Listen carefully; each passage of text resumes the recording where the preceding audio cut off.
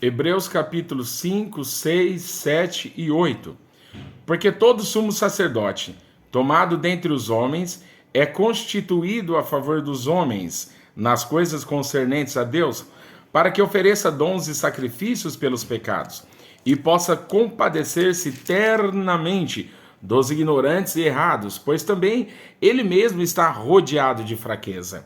E por esta causa deve ele, tanto pelo povo como também por si mesmo, fazer oferta pelos pecados. E ninguém toma para si essa honra, senão o que é chamado por Deus como Arão. Assim também Cristo não se glorificou a si mesmo, para se fazer sumo sacerdote, mas glorificou aquele que lhe disse: Tu és meu filho, hoje te gerei. Como também diz no outro lugar: Tu és sacerdote eternamente, segundo a ordem de Melquisedeque, o qual nos dias da sua carne, oferecendo com grande clamor e lágrimas, orações e súplicas aos que podia livrar da morte, foi ouvido quanto ao que temia. Ainda que era filho, aprendeu a obediência por aquilo que padeceu, e sendo ele consumado, veio a ser a causa da eterna salvação para todos que lhe obedecem, chamado por Deus sumo sacerdote segundo a ordem de Melquisedeque, do qual muito temos que dizer, de difícil interpretação, porquanto vos fizestes negligentes para ouvir. Porque devendo já ser mestres pelo tempo, ainda necessitais de que se vos torne a ensinar quais sejam os primeiros rudimentos das palavras de Deus. E vos haveis feitos tais que necessitais de leite e não de sólido mantimento. Porque qualquer que ainda se alimenta de leite não está experimentado na palavra da justiça, porque é menino. Mas o mantimento sólido é para os perfeitos, os quais, em razão do costume, têm os sentidos exercitados para discernir tanto o bem como o mal. Pelo que, deixando os rudimentos da doutrina de Cristo, prossigamos até a perfeição, não lançando de novo o fundamento do arrependimento de obras mortas e de fé em Deus, e da doutrina dos batismos e da imposição das mãos, e da ressurreição dos mortos e do juízo eterno. E isso faremos se Deus o permitir, porque é impossível que os que já uma vez foram iluminados e provaram o dom celestial e se fizeram participantes do Espírito Santo e provaram a obra da palavra de Deus e as virtudes do século futuro e recaíram sejam outra vez renovados para o arrependimento, pois assim quanto a eles, de novo, crucificam o Filho de Deus e o expõem ao vitupério. Porque a terra que embebeda da chuva que muitas vezes cai sobre ela e produz erva proveitosa para aqueles por quem é lavrada, recebe a bênção de Deus.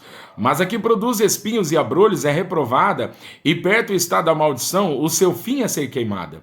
Mas de vós, ó amados, esperamos coisas melhores e coisas que acompanham a salvação.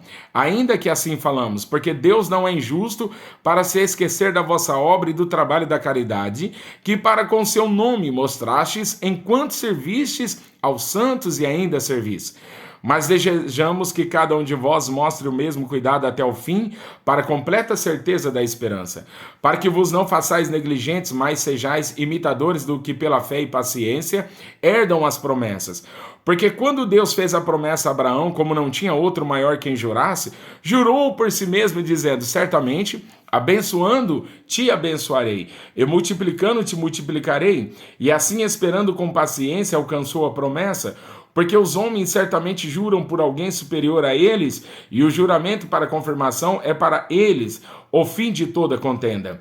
Pelo que, querendo Deus mostrar mais abundantemente a imutabilidade do seu conselho aos herdeiros da promessa, se interpôs com o juramento, para que por duas coisas imutáveis nas quais é impossível que Deus minta, tenhamos a firme consolação nós, o que pomos o nosso refúgio em reter a esperança proposta, a qual temos como âncora da alma, segura e firme, e que penetra até o interior do véu, onde Jesus, nosso precursor, entrou por nós, feitos eternamente sumo sacerdote, segundo a ordem de Melquisedeque. Porque este Melquisedeque, que era rei de Salém e sacerdote do Deus Altíssimo, e que saiu ao encontro de Abraão quando ele regressava da matança dos reis e o abençoou, a quem também Abraão deu dízimo de tudo, e primeiramente é por interpretação rei de justiça e depois também rei de Salém, que é rei de paz, sem pai, sem mãe, sem genealogia,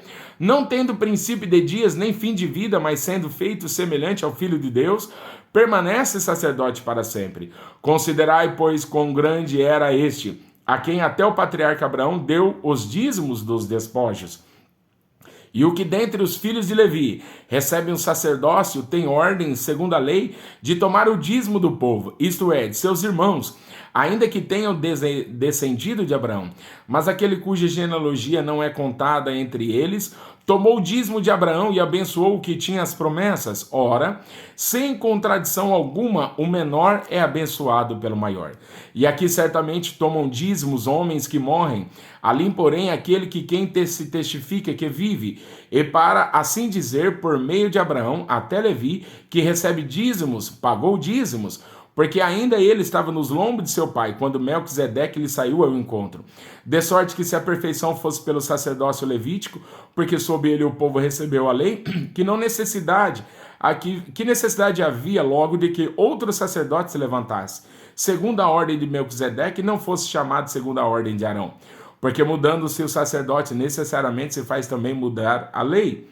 Porque aquele de quem essas coisas se dizem pertence a outra tribo, da qual ninguém serviu ao altar. Visto ser manifesto que nosso Senhor procedeu de Judá, e concernente a essa tribo, nunca Moisés falou de sacerdócio, e muito mais manifesto é ainda se é semelhança de Melquisedeque, se levantar outro sacerdote que não foi feito segundo a lei do mandamento carnal, mas segundo a virtude da vida incorruptível, porque dele assim se testifica, tu és sacerdote eternamente, segundo a ordem de Melquisedeque.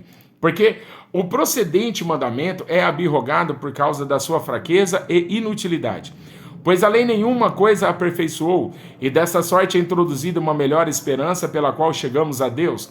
E visto como não é sem prestar juramento, porque certamente aqueles sem juramento foram feitos sacerdotes, mas este com juramento por aquele que lhe disse, jurou o Senhor e não se arrependerá. Tu és sacerdote eternamente, segundo a ordem de Melquisedeque. De tanto melhor concerto, Jesus foi feito fiador. E, na verdade, aqueles foram feitos sacerdotes em grande número, porque pela morte foram impedidos de permanecer.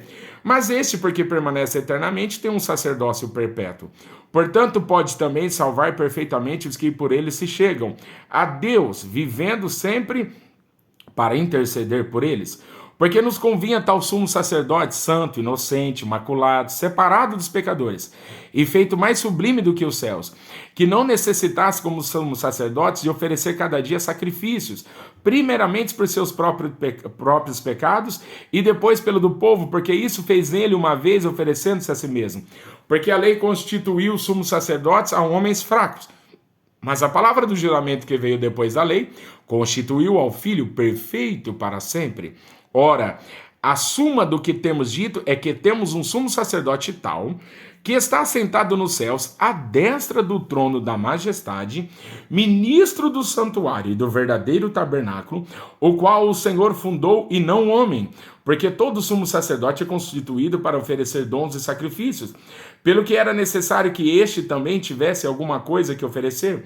Ora, se ele estivesse na terra, nem tão pouco sacerdote seria, havendo ainda sacerdotes que oferecem dons segundo a lei, os quais servem de exemplar e sombra das coisas celestiais, como Moisés divinamente foi avisado, estando já para acabar o tabernáculo, porque foi dito, olha, faze tudo conforme o modelo que no monte te mostrou. Mas agora alcançou ele ministério tanto mais excelente, quanto é mediador de um melhor concerto, que está confirmado em melhores promessas. Porque se aquele primeiro fora irrepreensível, nunca se teria buscado lugar para o segundo. Porque repreendendo-os, lhes diz, eis que virão dias, diz o Senhor, e que com a casa de Israel e com a casa de Judá estabelecerei um novo concerto. Não segundo o concerto que fiz com seus pais no dia em que o tomei pela mão para os tirar da terra do Egito, como não permaneceram naquele meu concerto. Eu para eles não atentei, diz o Senhor, porque esse é o concerto que depois daqueles dias farei com a casa de Israel, diz o Senhor. Porei as minhas leis no seu entendimento e no seu coração as escreverei. E eu lhes serei por Deus e eles me serão por povo. E não ensinará cada um ao seu próximo, nem cada um ao seu irmão, dizendo, conhece o Senhor? Porque todos me conhecerão, desde o menor deles até o maior. Porque serei misericordioso para com as suas iniquidades, e de seus pecados e de suas prevaricações não me lembrarei mais. Dizendo, novo concerto, envelheceu o primeiro, ora, o que foi tornado velho e se envelhece, perto está de acabar.